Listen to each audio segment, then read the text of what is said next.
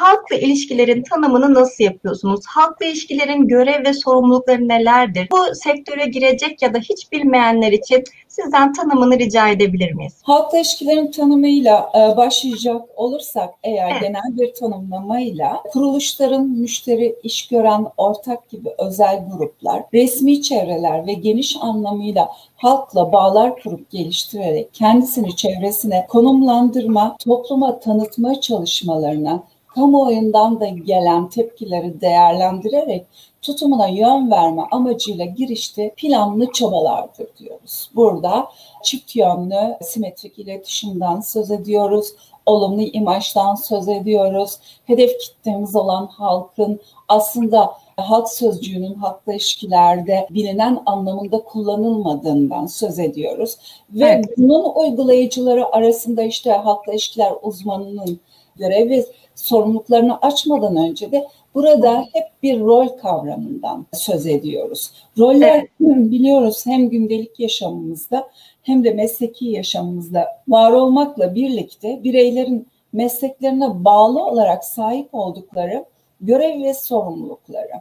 Onların rolleri olarak tanımlıyoruz ve en uzun rolü de biz aslında iş hayatımızda oynuyoruz.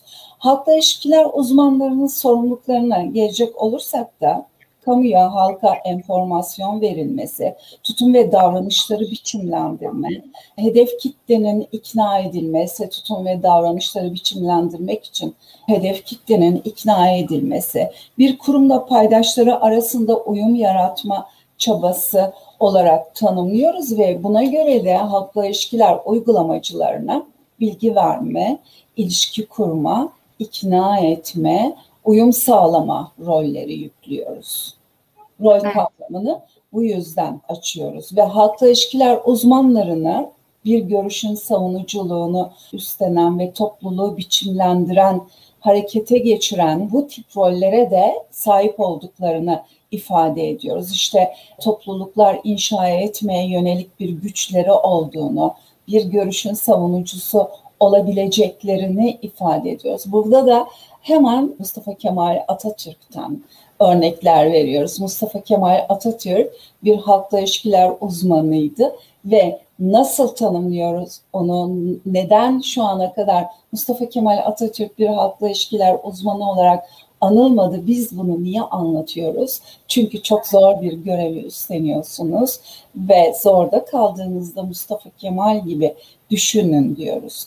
Niye? Çünkü bugüne kadar farklı meslekler ve roller çerçevesinden biz Mustafa Kemal Atatürk'e ne dedik? Asker, devlet adamı, Evet. politikacı, parti lideri, öğretmen, yazar, cumhurbaşkanı, devrimci, birçok vasıflarıyla değerlendirdik ama halkla ilişkiler uzmanı olarak değerlendirmemişiz. Ama Mustafa Kemal Atatürk Türkiye'nin Kurtuluş Savaşı ile başlayıp Türkiye Cumhuriyeti'nin kuruluş sürecine kadar devam eden süreçte halkla ilişkilere dair çoklu faaliyetler yürütmüştür. İşte bu yüzyıldan geçmişe doğru halkla ilişkiler perspektifinden de baktığımızda dünyanın 1960'lı yıllarda tanıdığı çift yönlü simetrik iletişimi aslında önderimiz Mustafa Kemal Atatürk'ün 1920'lerde uyguladığını biliyor musunuz?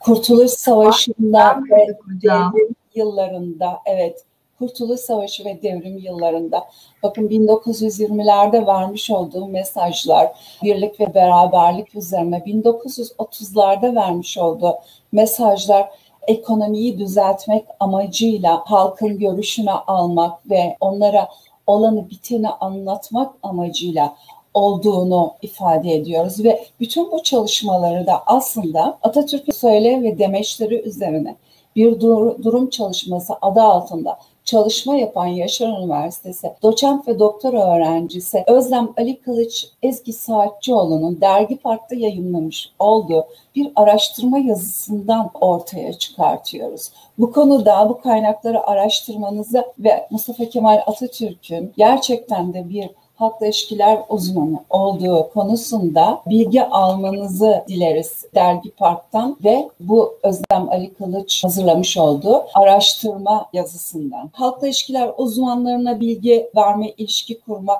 ikna etme, uyum sağlama rolleri yüklüyoruz dedik ve buradan Mustafa Kemal Atatürk'e geçtik ya, aslında biz dersimizde halkla ilişkiler uzmanlarının görev tanımlarını yapıyoruz ve 34 maddeyle belirliyoruz bunu. Buradaki amacımız onlara bundan sonra yapacakları işler konusunda bir şablon oluşturmak.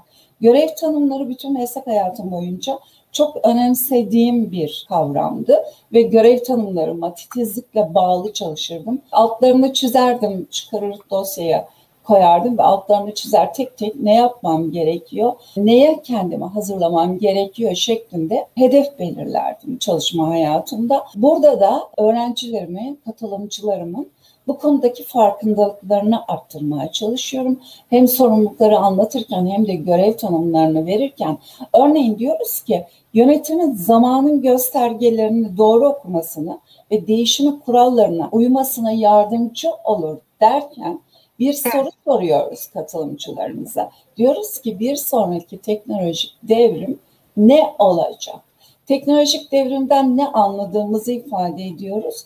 İşte bilgisayar, PC bir devrimdi, internet bir devrimdi. Peki bundan sonraki teknolojik devrim ne olacak sorusu halkla ilişkiler uygulamacısının ne işine yarar? Çok işine yarar. Çünkü geleceği öngörmek zorunda. Halkla ilişkiler uygulamacısı bilgiyle kendini donatmak zorunda.